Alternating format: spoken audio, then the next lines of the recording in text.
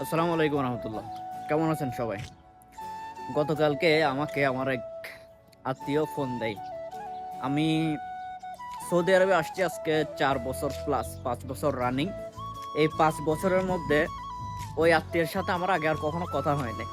তো হুট করে গতকালকে যখন কল দিচ্ছে, কথা বলতেছি, ওর কলটা দেখে আমি একটু অবাক হয়ে গেছি।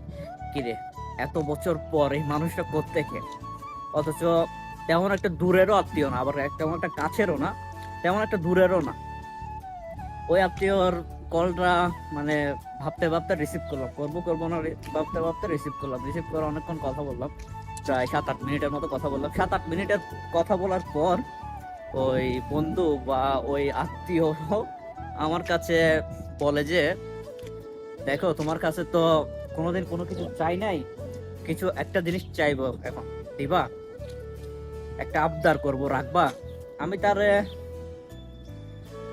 বললাম যে, আচ্ছা দেখেন, না, দেখি, বলেন কি চান, কি লাগবে, বা কি চান আপনি, কি আবদার মিটাইতে আমার যদি সামর্থ্য থাকে আমি মিটাবো।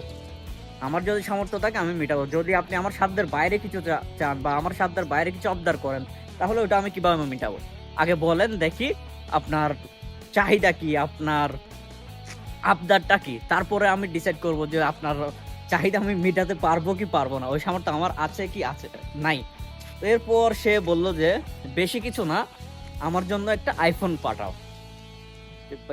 5 বছরই তো হইলো বিদেশ করতেছো, 5 বছর সৌদি আরবে আসছো, টাকা কামাচ্ছ, মাশাল্লাহ, টাকা পয়সা তো কামাইছো, যা কামাও, একটা আইফোন পাঠাও। দেখেন, তো আমি বললাম যে একটা আইফোন। আচ্ছা, আইফোন কোন মডেলের আইফোন? বললো যে আইফোন এই যে 14 বা 15, যে কোনো একটা হলে হবে। ও, তারপর জিজ্ঞেস করলাম যে আর কি লাগবে? বললো যে এতে হবে, যদি পারো তাইলে একটা পাওয়ার ব্যাংক, চার্জার, এগুলাও পাঠিয়ে দিও। পাওয়ার ব্যাংক, চার্জার এগুলোও পাঠাই দিতাম, এবং কাভার টাভার সবকিছু পরিপূর্ণভাবে পাঠাই দিতাম। তো আমি আর কি বলবো, আমি তার তার সাথে আর কথা কন্টিনিউ করি নাই। বললাম যে আচ্ছা ঠিক আছে, দেখি, চেষ্টা করি, পাঠাই দিব। তো এখান থেকে একটা জিনিস বুঝেন, দেশে যারা আছে তারা মনে করে যে যারা প্রবাসে আছে তাদের কাছে চাইতে দ্বিধাদ্বন্দ্ব, দ্বিধা করে না। তারা মনে করে যে যারা প্রবাসে আছে তারা দিনের পর দিন লক্ষ লক্ষ টাকা ইনকাম করতেছে এবং টাকার উপর শুয়ে আছে, টাকার উপর ঘুমায়, এমন একটা চিন্তা ভাবনা আছে।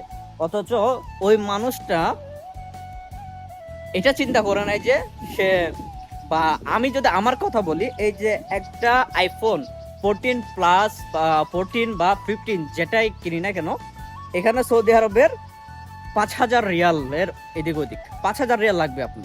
তো 5,000 রিয়াল, 5,000 রিয়াল ইনকাম করতে আমার চাকরি করা লাগবে, আমার চাকরি করা লাগবে 4 মাস। তো উনি আবদার করলো কি, আমার 4 মাসের বেতন একত্রিত করে তাকে যেন আমি একটা আইফোন 15 কিনে দেই, এবং সাথে আরো যদি পারি পাওয়ার ব্যাংক এবং কাভার টাভার হাবি যা আছে আছে ওগুলো আমি যাতে কিনে তার জন্য পাঠাই। তো চিন্তা করেন এদের চিন্তা ভাবনাটা কিরকম, দেশে যারা আছে তাদের চিন্তা ভাবনাটা কিরকম। তাদের চিন্তা ভাবনা হচ্ছে যে প্রবাসে যারা আছে তারা কি লক্ষ লক্ষ টাকা কামাচ্ছে, টাকার উপর শুয়ে ঘুমাচ্ছে, টাকা নিয়ে ছিনিমিনি করে, তাদের টাকার উপর তারা কি ঘুমায়, এরকম একটা চিন্তা ভাবনা রাখে তারা। যদি এরকম চিন্তা ভাবনা না করতো তাইলে এটা অন্তত এটা বলতো না যে আমার জন্য একটা আইফোন 15 প্রো ম্যাক্স বা আইফোন 15 পাঠান, যেটা কিনা আমাকে কিনতে গেলে 4 মাসের টাকা না খেয়ে, আমি নিজে না খেয়ে, আমার পরিবারে না দিয়ে, জমিয়ে কিনে তার জন্য পাঠানো। এবার আপনারা বলেন যে তার জন্য আইফোন 14 প্রো ম্যাক্স অথবা 15 কিনে পাঠানো উচিত কি উচিত না? আপনারা বলেন, কমেন্টে জানাবেন।